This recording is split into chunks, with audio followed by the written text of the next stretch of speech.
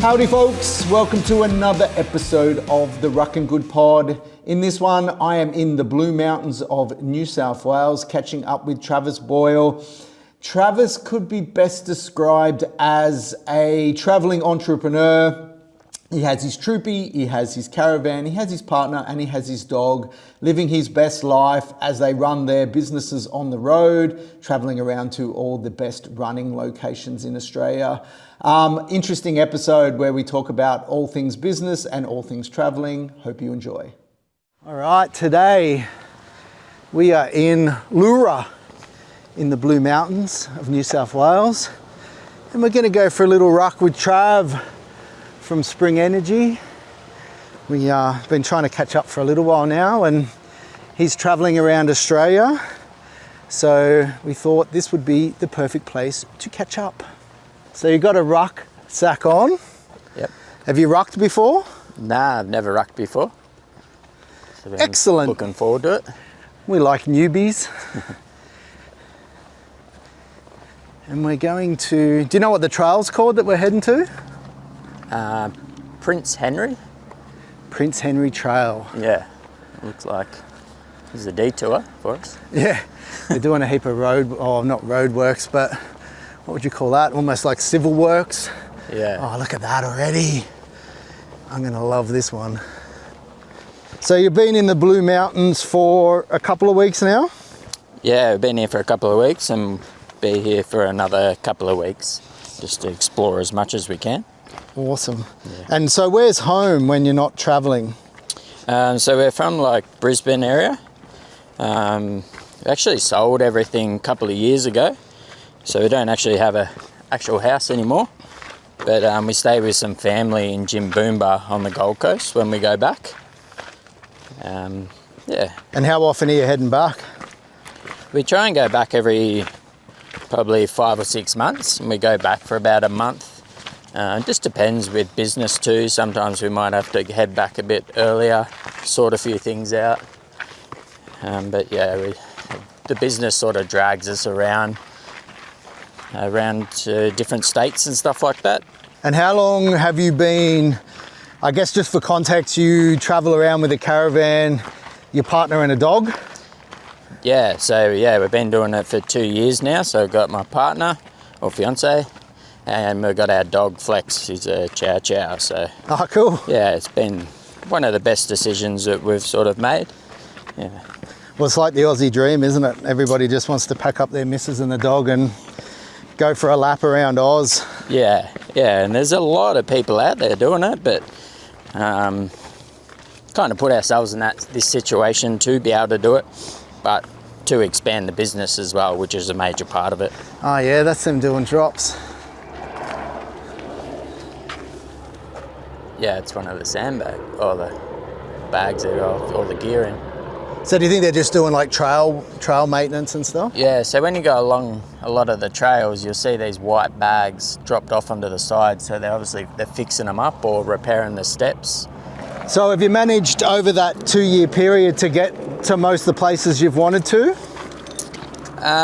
Not really. We've only gone up and down the east coast. So we haven't even got into South Australia and WA yet. Wow. There's just obviously Australia being so big and such a large area to explore with the businesses and ourselves. Yeah, we haven't really got across yet, but our plans for around 5 years, so not rushing it. Ah, cool. We've been to Tassie as well. How'd you go with Tassie with the dog? Yeah, Tassie's actually great. They're really a lot of friendly dog places. Obviously they're national parks.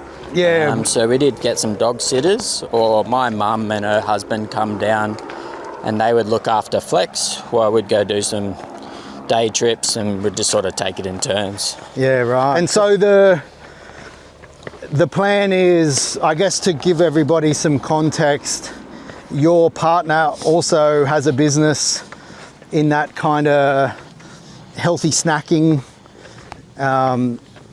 genre. Yeah. So is it Sweet Nutrients? Yeah, so Sweet Nutrients, yeah. So it's bliss balls. So it's kind of like your protein balls, but we just don't use protein powder. But It's all natural, organic bliss balls. Yep. So it's down that same area of eating clean and nice healthy snacks that sort of taste a little bit nasty. They're sweet, but they're not necessarily, they're very nutrient, very sweet, but sometimes nasty. Yeah, that's it. Nice. And so that, your business model with that is that a lot of, obviously D2C?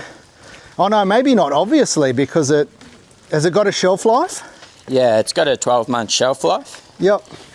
So yeah, they're individually wrapped with home compostable wrappers. So if they do get lost in the in the national parks or anything like that, if they slip out of someone's pocket, it will decompose over time. Yep. Which is great for the environment. So everything, trying to make it environmentally friendly. Yep. But yeah, so. And are you guys selling online to where you're shipping them out, or is it more of finding retailers or like a market style business? Yeah, so we've got a lot of retailers. I think we're up about 130 retailers now. So it ranges between coffee shops, health food stores, city caves, the recovery centres. Oh yeah, yep. Yeah, so we're in a large amount of city caves. But yeah, it's just sort of any sort of, because we do them in bulk balls as well, so we put them in jars so they're not wrapped. Oh, okay. So that works really well with smoothie bars, and even through cafes. And yeah, it's like a that. grab and go, nice little healthy snack with their coffee. People seem to really enjoy. Maybe get a still of that one, my friend. But it sounds like if you've got 100 stockists, you're probably doing a little bit more work than what we did when we were on the road. Yeah, we're working pretty hard. So the big focus was like travel while we're younger and see Australia, but also expand the business. So we're very structured. We have scheduled days where it's work only, or we work up till lunchtime and then do a few hours exploring. So it is easy to get caught away with, doing vacation, or example, here in the Blue Mountains, I just want to run every day, see every trail. But, if I'm going to do that, I will get up very early and get my work done. Bribe myself, I can't do it until, I have my work done, and then I can enjoy a couple of hours. So the run's almost like the reward. Yeah, it's like a little bribe there. Nice. Yeah. Nice. And so is that, like, have you seen your business over the last 2 years really benefit from the fact that you can be like your own traveling sales reps? Yeah, so before we left, we had about 40 stockists. And then now, we're around the 100 and 130. So It's really helped us. I think businesses like seeing the face of the owners. Yes. Like Dee's the creator. She formulated everything herself. The wrappers, the cartons, everything's her. She doesn't really let anyone else do anything because she wants it all perfect, as you understand. Yes. As a business, you got a lot of pride in it, and want to put some smile on people's faces. And so obviously you've got to a point now where you're contract manufacturing? Yeah, so we're at that point now. So when she first started, she was hand rolling everything, and we were sort of doing stuff in markets. And COVID come along and everything, people wanted it wrapped. Ah, right. So we went down that line of it, which is great for us. And then, we're able to just expand a little bit bigger. So we get it manufactured now, and they're great. They stick to exactly how we want it, which is perfect. And do they do your fulfillment as well? Yeah. And they're just connected up to like your Shopify store, so when an order comes in, they'll just automatically fulfill it? Yeah, well, some, but then we've also got some family that send out orders as well. Okay. Yeah, so they send out sweet nutrients orders and then spring orders as well. Ah. So sort of keeping it with the family with them, and nice little side income for them guys. Nice. True family businesses. So if you're only two years into a 5-year plan, yep, I guess now it's trying to move into, like, do that Adelaide thing, do the WA thing, maybe head up to the Territory? Yeah, that's a bit of the plan. We know if we go to WA, we will make sure that we're there for 12 months. Yeah. So it's making sure that the East Coast and everything, we've hit as much as we possibly can, and to expand the businesses up and down the East Coast as much as we possibly can before we go west, because obviously it's a long way to come back. Yeah, for sure, for sure. Yeah, for sure. And so I guess Spring Energy, do you want to give us a little bit of a rundown of what Spring Energy is? Yeah, so Spring Energy is like endurance gels. It's more like a natural food product that, yeah, you can use it. Anyone uses it in running, hiking, cycling, triathlons, Ironmans. You got a lot of people use it in skiing. But yeah, it's all natural ingredients. No preservatives, no maltodextrin, nothing nasty that's going to cause some issues, some gut issues with the stomach. And yeah, it's a lot of the foods that you eat during the week, so like rice, fruits and nuts. So your stomach is already used to it. And that's the difference between the more chemically derived ones where you're ingesting something that you're not used to. Yeah, so some of them can cause a lot of gut issues. It depends on how much intake they have. Or you might have to train your gut for that. There's a lot of things that can cause gut issues in events. Could be to do with heat, dehydration, so many factors, but it is something that does cause a fair few gut issues. I think 50% of people can up to DNF because of some gut issues or distress. Wow. Yeah, so it's not all that training and then that's what stops you. Yeah. Yeah, so hopefully we can change that, and you know, these taste good as well. Yeah, when we saw that, I was just like, you guys have definitely got something good going on with that brand. And then almost, I reckon, a month after that, the nutritional label thing dropped. Yep. And which, you know, it's obviously been well publicized, and I'm not going to bang on about it here, but the initial testing that your guys in the US did on the products was not accurate, which got found out by a couple of people, and ironically the couple of people that found out were trying to rip off Awesome Sauce Recipe. Yeah, which I thought was a bit cheeky. That not many people know about.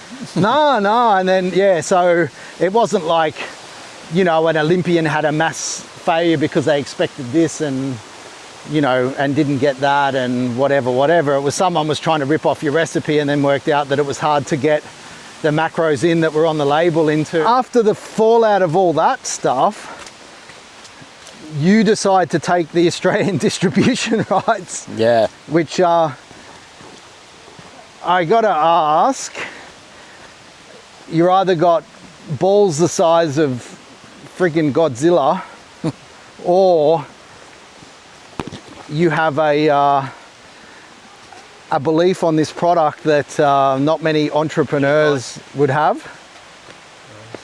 Yeah, so I was talking with Troy like months before that sort of stuff happened. Pretty close to taking over, probably just before that happened. Holy dooly, imagine that. Yeah, and so we sort of waited to see and get all the feedback and make sure we got all the correct information. And then we got a big demand from all our customers just asking like, are you going to bring Spring back? When are you bringing Spring back? So over the time, it was just a really big demand from our customers, and that's what sort of said, okay, the formulation's fixed. We get all the data for every batch that's made now. Oh, okay. I can put the data analysis, it's on our website. I attach it to every single batch, every single flavor, so they can read it and see it. Yep. So it was such a big demand and people wanted it back, and then yeah, it sort of just took off from there. But yeah, I'm a big believer in the product. It's all natural. you know, it's helped so many people. And How did you come across the brand? I come across it probably about 5 years ago, just when sort of Troy started bringing it in, because I was the same. I worked in the fitness industry, and I'm pretty passionate about, you know, trying to eat as clean as you can. And then, yeah, I had the same sort of problem with some gels. If I wasn't getting a stomach issue, I was rushing to the toilet. Yeah. So it was wrecking my events, my performance. And I come across these and, yeah, just work straight away. I don't know, like I could understand if you're an elite, and you need to know how many carbs and calories per millisecond, you know, that's kind of understandable. But I think for most people, oh my God, friggin' hell, look at that. And I can see why people want to live up here, eh? Yeah. Look at that up the top there. Is that where we came from before? No. No, I think it's one of the lookouts that we've just ducked off to the side. Yeah, I think for like, if it works in your gut, now you know, like for most general punters, it wouldn't matter for me if it had 27 grams of carbs or 15 grams of carbs, because I don't really care. I just want to get fuel into me that tastes good and doesn't upset my gut. Yeah. And like, you know, I'm going into an aid station where they try to feed you full of Coke and Allen's lollies and friggin' 2-minute noodles. So, you know, I got to think for 80% of the people out there, what was actually on the label didn't necessarily count if the product still worked. Yeah, yeah. So, and it wasn't all like, they've been going since, you know, 2014. So it's not like it was, you know, it's been happening since then. It was just some batches. Yep. And yeah, humans make mistakes, and now there's a lot of processes in place to make sure that never happens again, and we can get all the data to attach it to every flavour when a batch comes out. So yeah, that's awesome. As you know, in business, I think some things we stuff up, but sometimes it's for a good reason. Yeah, for sure. Well, it makes your processes better, right? Yeah. Yeah, that's awesome. And the fact that they survived it, like there's not, like that's a testament to the brand as well, because like if that was a Coles brand that's, you know, like people didn't really love the taste of anyway, but they were taking it because they felt like they were getting those numbers, and they weren't getting the numbers, and then you're like, a brand like that wouldn't survive, but the fact Spring survives and people are asking for it, I think is amazing. So now you've got it back, what are your plans? Like, you know, a lot of people know that it exists and they're repeat purchases, but for people, like how do you get Spring in the hands of people that haven't tried it before? Yeah, so it's a big part of now travelling, is to attend run clubs. Like run clubs are huge now. They're so hot right now. And just attending events as well. So some of the smaller events, you know, with triathlons, trail running events, you know, it could be the Ironmans. Yep. But yeah, just sort of getting out, handing some samples out, some information about it. And to be honest, I always say as well, if you've found something that works for you, you don't need to change it. Or it might just make new people, new runners, or people doing endurance to think about nutrition a little bit more. Yeah, for sure. And getting involved with some of these events isn't a poor man's sport, right? Yeah, that's it. Yeah, got to hand out a lot. Well, and it's the cost to be there as well. Yeah, have a stall. So I guess the good thing for you is you can kind of look at what your travel schedule looks like, look at what events are within a couple of hours of where you're going to be at any one point. Yep. And then try to find the most cost-effective sampling opportunities, I guess. Yeah, exactly. It sort of makes our plans sometimes, like when we're traveling, but like I said, I like to attend a lot of run clubs as well, because there's new people getting into running, and that's what they might need help with, is the nutrition or the hydration side. Yeah. So we can help them have a better experience. that's what it's all about, really. Yeah, nice. And so you've got the sweet nutrients, you've got spring energy. I hear you've also got a job. Yeah, so I work for a fitness academy, and I have for, must be about 6 years now. So it's who I did my course through, to be a PT. Yeah. Okay. NHFA, so National Health and Fitness Academy. So after about a year of being in the personal training scene, and Dave Burgess, a good mate of mine, asked me to come and do some coaching. So we teach people to do their Cert 3 and 4. Okay. So it was all in the classroom. Yeah, so I became a teacher. So I'm still part of that now. I do some teaching every now and then. I might drop back into a few states because he's gone pretty big, pretty much Australia wide now. Yeah. But I do a lot of marking assignments in the background. Ah. So try and help them through probably the worst bit of it. Yeah, and make it a bit easier, and guide them through and make sure they complete it so they can get into the fitness industry and help change lives for the better. Yeah, right. And it's not, because I read that and I was thinking, oh, you must be doing programming online. Yeah, I do PTing. Like, I still have some clients, only a handful. Yeah, it starts to get a bit too much. I look after about 750 students in the marking, so it keeps me quite busy. And it's nice to have that bit of added income while you're on the road. Yeah, and be able to help people. Again, in the fitness industry, I really enjoy that part. Well, that's interesting, because I might have to pick your brains on that with Ruck, because Oz Active have asked us to put together some Ruck programming that will allow people to get CPDs. Yep. So I've been thinking about what that might look like. Yeah.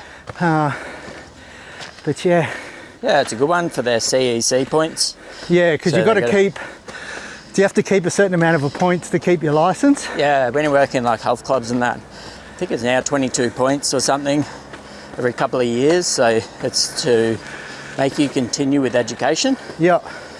So it's a good way of doing it. So when you were PTing, were you based out of a gym? Yeah, so I started in a health club, a Good Life. Oh, yep. Yeah, I worked there for a fair few years. Again, the C word that no one likes to use, COVID. Yeah. Moved this outside, I transitioned out there. It was actually a good thing for me. It made my business grow more. The COVID did? Yeah, so I had all the equipment and then just transferred straight outside. Didn't worry about it, just keep people moving is the main goal, through a bit of a tough time. So just keep their mental state good. Which was much needed. Yeah. You would have killed it in Melbourne. Yeah. Queensland, we got away with a lot more. Yeah, Melbourne, man, I felt sorry for them buggers. Yeah. And that's why half of Melbourne lives on the Gold Coast now. Yeah, Gold Coast is extremely busy compared to about 5 years ago. I don't think I would actually move back, to be honest, now.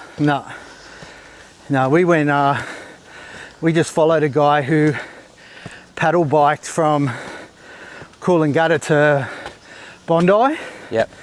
And he paddle boarded it 10 years ago. And we were following him along the coastline for a couple of days, and like going through towns like Cabarita that I haven't been to for like 20 years. Yep. And just seeing how overdeveloped that is now. Yeah. It was like crazy.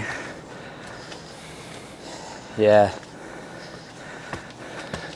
And just trying to get anywhere on the Gold Coast now.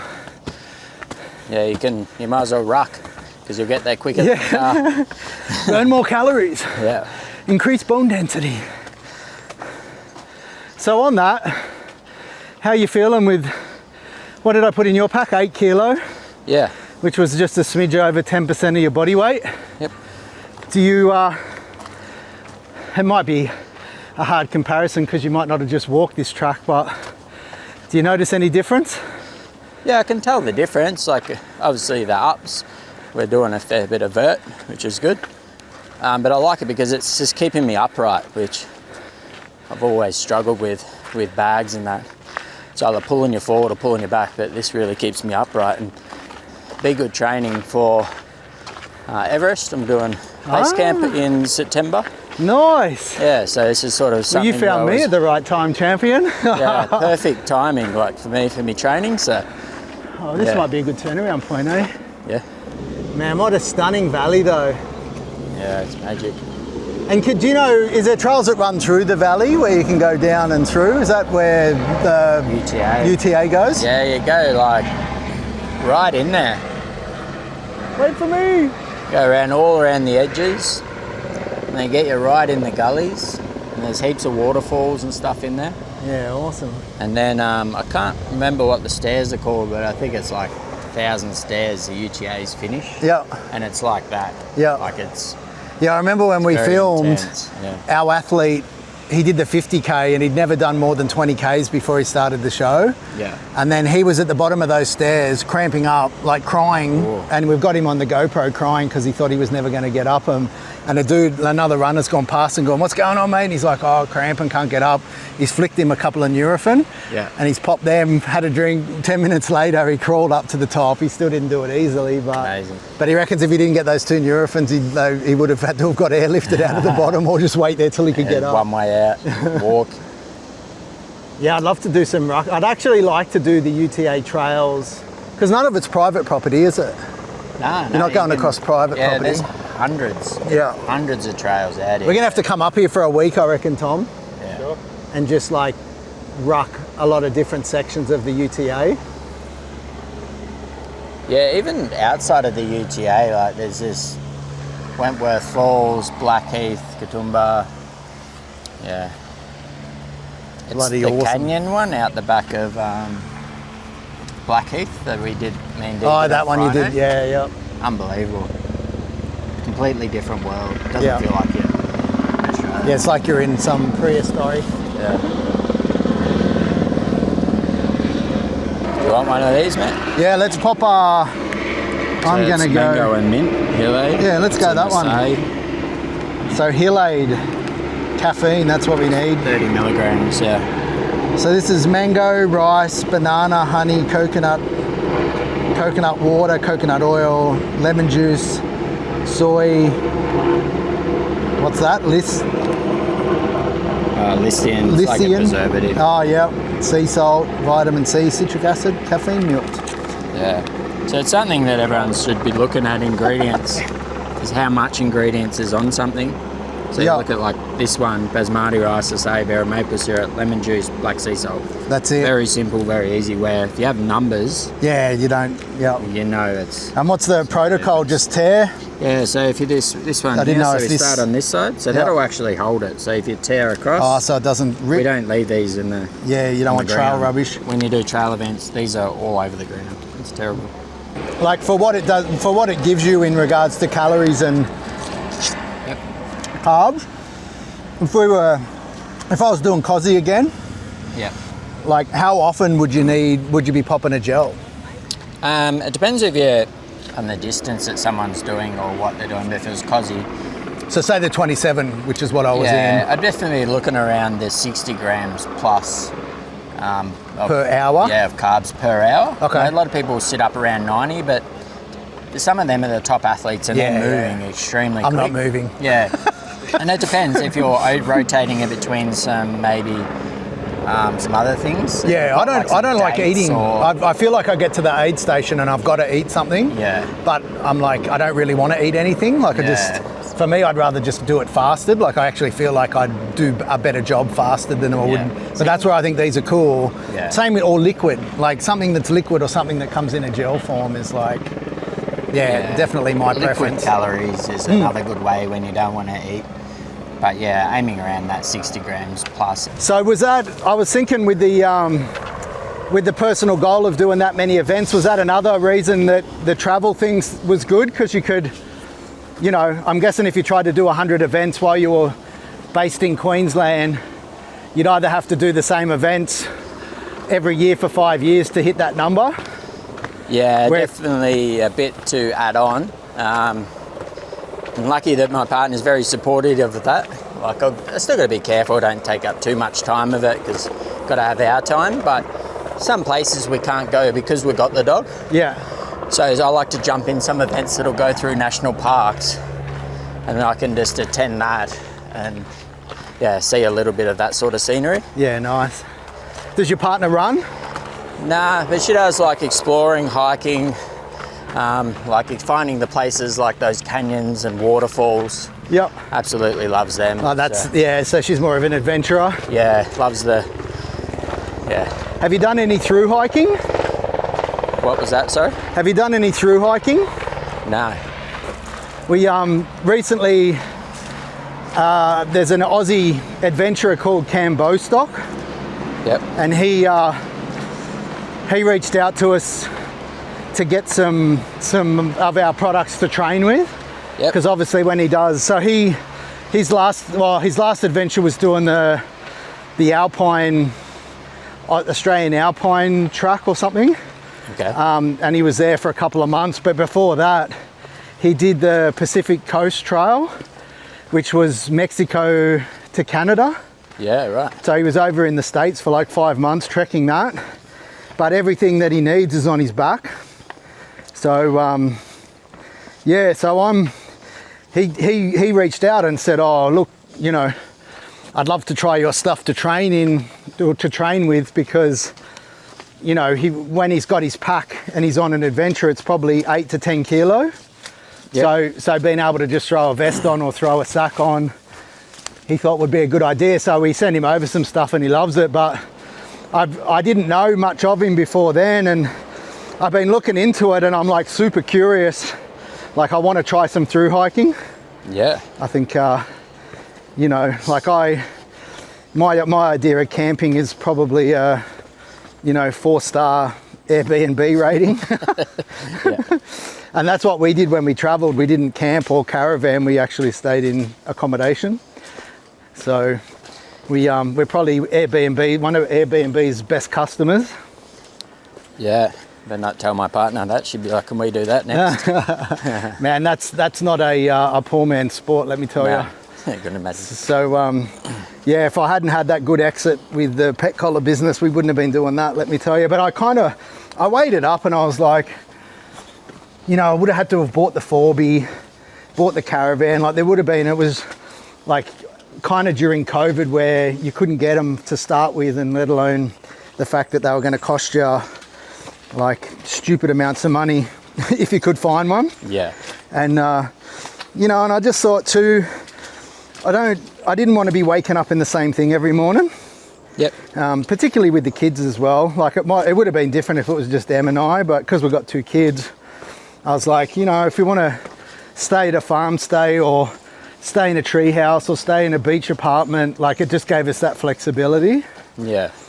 But yeah, definitely if it was just the 2 of us and the dogs, we would have, I don't know, I might have even ventured into getting a camper or something, even though it restricts you a little bit once you get to your location. But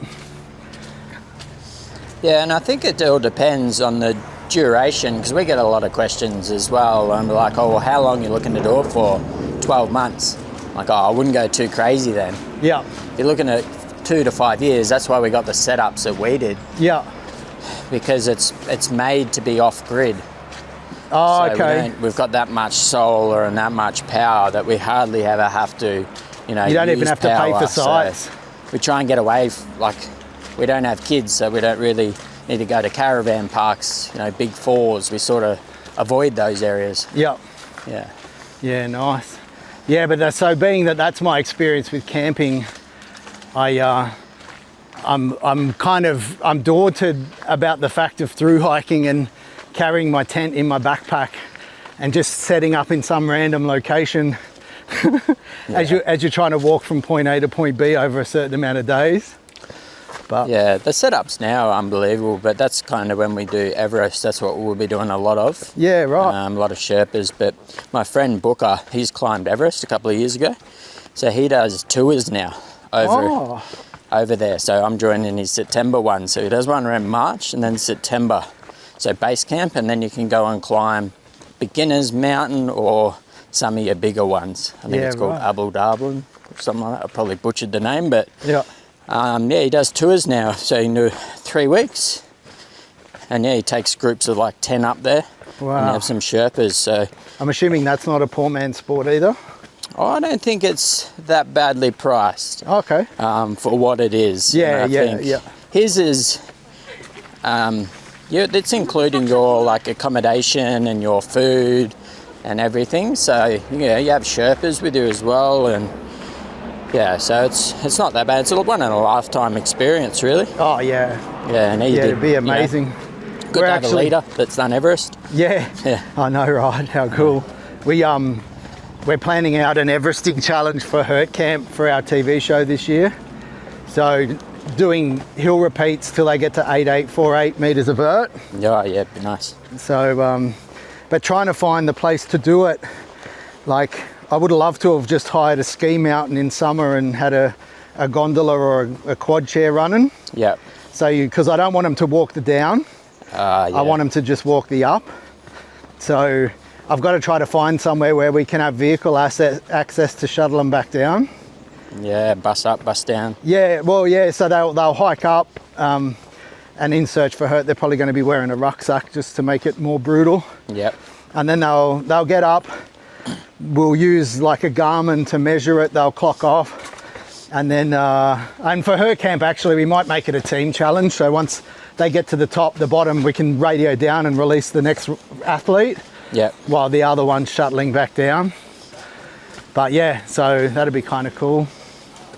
Yeah, it's a popular one now. Like a couple of boys from Brisbane have done the Geordie. He did Everest of distance. Okay. Yeah, only probably a couple of months ago. And so that was that another like 8848 challenge? He just personal one for him, yeah. Just to hit the elevation gain, and he did it in about 23 hours, I think. Yeah, that's awesome. And just in Mount Coot-tha in Brisbane. Yep. Yeah, so he had a fair bit of a gain there. Did he walk down or did he shuttle down? Yeah, you know, he walked down. Yeah, right. It's all up and then him. It was over 100 Ks he did. Yeah, right. Yeah, it's a bit of a weapon. On the whole events thing. Yep. What, give us some of the events that you've done that you loved. Well, UTAs are definitely a really good event. Gets a lot of people and great scenery. What distance did you do in that one? The 50s. Yep. Yeah, and then Buffalo Stampede in Bright, I reckon that's a really good event. Yep. You can do like the Grand Slams, we do like a 10 and then 20 the next day and a 42 the day after. Oh, so yeah, right. And I think make a weekend of it. They do 100 as well with the Grand Slams, but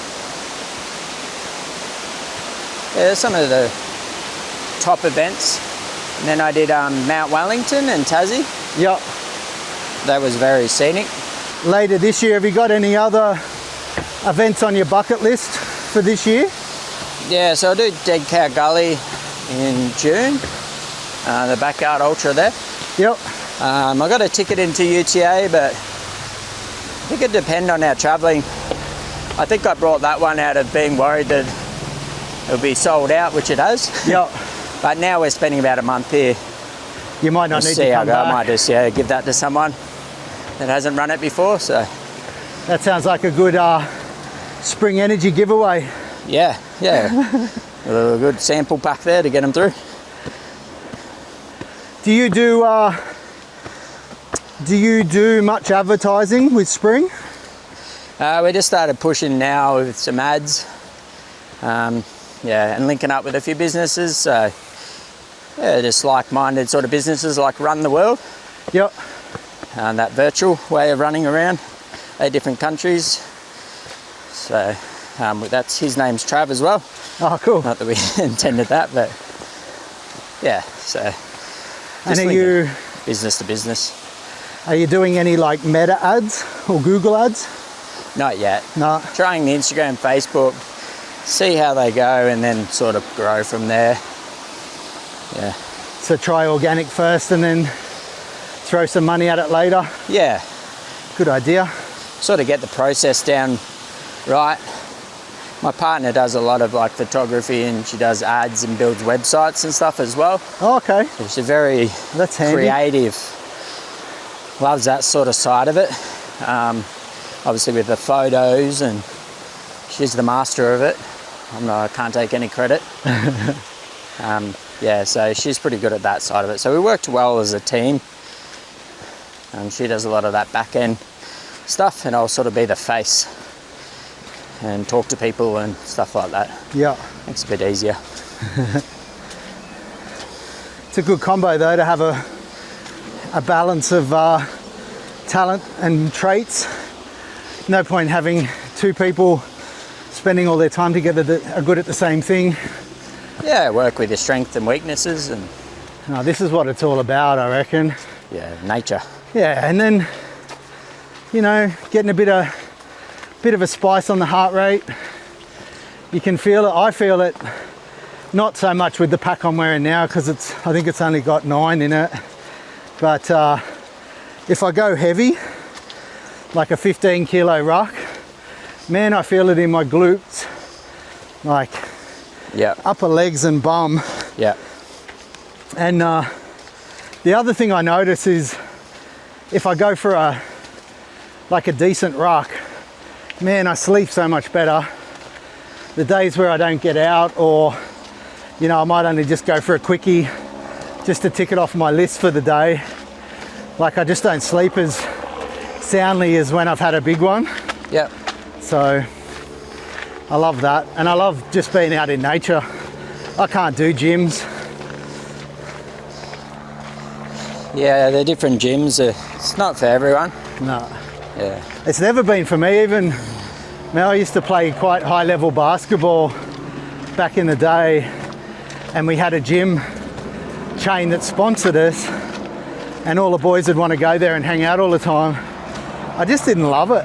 yeah, Like, we had free gym, free programming, and yeah, it was not the best. So But- with when I took everyone outside, I actually built a home gym, and then started my PT business, transferred into that, and I left the gym. All my clients felt more comfortable because it was just me and them. Yeah. Yeah, so it actually was Thanks, boys. it's better for them. It's a little cool. This is nice. I found that they trained harder, and you know, When no one's watching. and they enjoyed it. Yeah, Yeah. just knowing there, it's just me and them, and just more open conversations too. Yeah. And then our dog Flex was the gym supervisor, used to call him. I'd walk him in and walk him out, and I got to ask, how's the grooming on that bad boy? yeah, you got to keep on top of it weekly. Oh, And if you Just- slack off, it will catch up on you. But you'll end up with a dready. yeah, I just saw him and I'm like, man, that's an unusual breed choice to take traveling. yeah. Well, he's 10 and a half, so Oh, yeah, so he was around a long time before the idea to travel was. yeah, and wouldn't do it, change it any other way. Nah. He absolutely loves it. Loves car rides, and just, you know, all the smells in the world, and just really living his best life. Yeah. Yeah. Yeah, they do love it. Our two were rescues, and they're both like ex-breeders. Our girl was from a puppy farm, and she's passed now, but she had a shit existence before we got her. She was really small, little cavy, a little King Charles Cavalier, Yep. and breeders were trying to pump puppies out of her, and she wasn't bred, like she wasn't the size for it. And so they the puppy farm, she was having complications during her birth, and they just dumped her at the vet and just left her. Yeah. So the vet notified a rescue, our foster place, and we'd been doing fosters for Cocker Spaniels, and they obviously, different foster organisations talk to each other, and on the Cocker Spaniel page they just shared this thing from the Cavalier page, and it was kind of near where we were, so we thought, oh, we'll just go and get her. But the problem with, and our boy who's still around, he was in a breeder's program. Yeah. So he was a bit better looked after, but only ever lived outside, you know, basically just a commodity. Yeah. And then when they come to our place and they're sleeping on lounges and, you know, it's a free-for-all, it's a bit of a culture shock for them. But the one thing is you never really know what you're going to get with a rescue. Yeah. So both of my dogs were like, when we were traveling, they're just so super timid. They don't chase balls. They don't, like, you take them to a beach and they just stay within a meter of us. Like, they don't really do dogging. Yeah, right. So, yeah, so kind of a bit different dog owner experience. Yep. Chows are not very affectionate dogs. Chinese, they like them, and then they were like guard dogs, and yeah, they've been. A lot of people think that they're aggressive, but he's not even near aggressive at all. I think it's how you bring your dog up as well. Yeah. But yeah, he just now, since travelling, he just always has to be near us. But which makes it tough if you want to go do something. yeah, so we did have a dog sitter yesterday and Friday, and it was a bit hard. He was a bit unsure what was going on. Yeah. But she was lovely and looked after him really well. Yeah. We've only done that a couple of times. We sort of just like knew when we're travelling, we're like, if there's things we can't see with the dog, well, we made that choice. Yeah, yeah. We can always go back there. And have you, like, has your family or your partner's family always had chows, or? Nah. No one's ever had one. That was the lookout we didn't see, if you want to see it. Oh, let's go.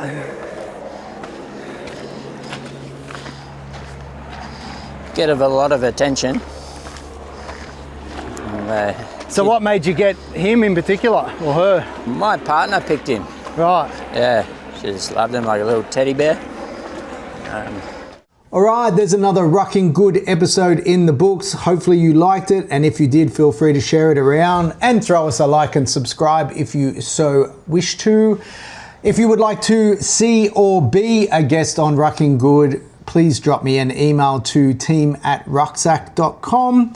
And until then, we'll catch you on another episode.